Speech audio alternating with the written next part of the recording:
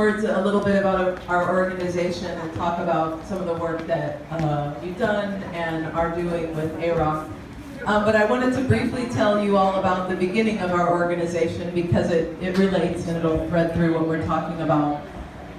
We started, like another organization just referenced, in jail.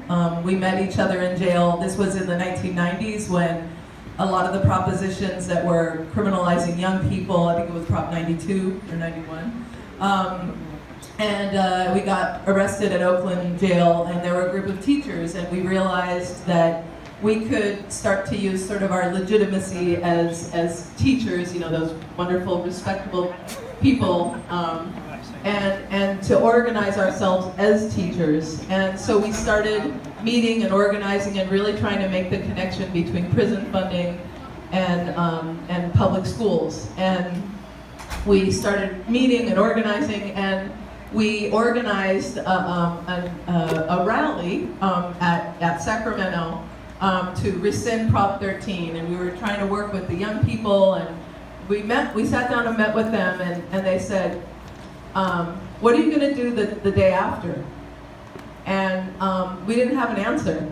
And we started to listen and ask ourselves these questions that they were asking us. And we had this piece of paper that had sort of the things that we were doing. And on the piece of paper it said something about organizing our own constituency and trying to move teachers' analysis of oppression and advanced capitalism. And they said, why don't you do that? And we said, okay. And so we started to study and learn together, and it's been a journey of learning and organizing, and what we've done with AROC is an outgrowth of that, and some of the other folks are going to talk about that. Hello everyone, Jeremiah Jeffries. That was Karen Zapata. She's the founder of our organization, an amazing woman to work with, as well as all these incredible educators here. This journey has been amazing because it's been really started out with around language pathways, around really listening and being in solidarity with young people. And a lot of them at first did not think it was possible. Arabic language in the schools, is that possible in this day and age?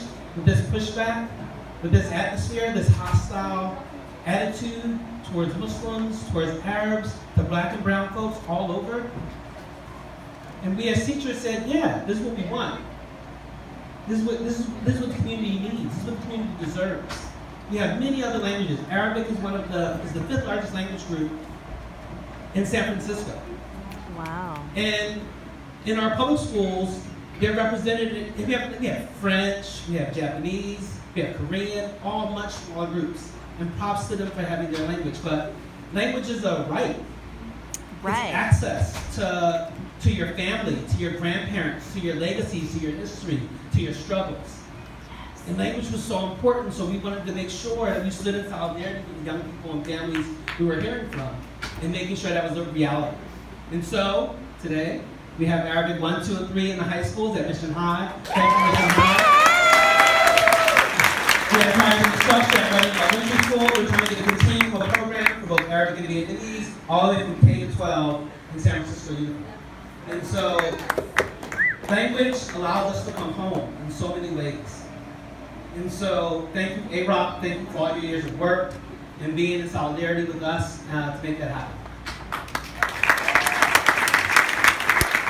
Hello, my name is Farima Pour-Khorshid, and I am also with Teachers for Social Justice. I'm looking at the time, so I will not be holding you all up. I'm going to talk quick, and I'm good at it.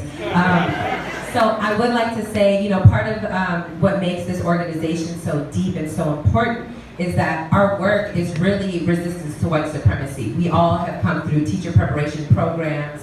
We've gone through university systems.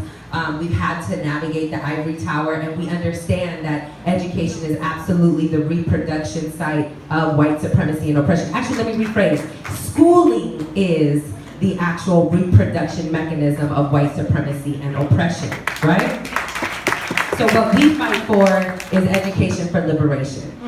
We make it very clear what our stance is. We have very much an ideological clarity who our enemy is and who we are fighting for to protect. in a profession that we know is under attack, in an education system that we know is under attack. We know that it is our responsibility to not only educate ourselves, to transform ourselves personally, but to transform our classrooms and schools and society at large more broadly, right? And so part of that means collectivism. Part of that means a commitment to love, radical love.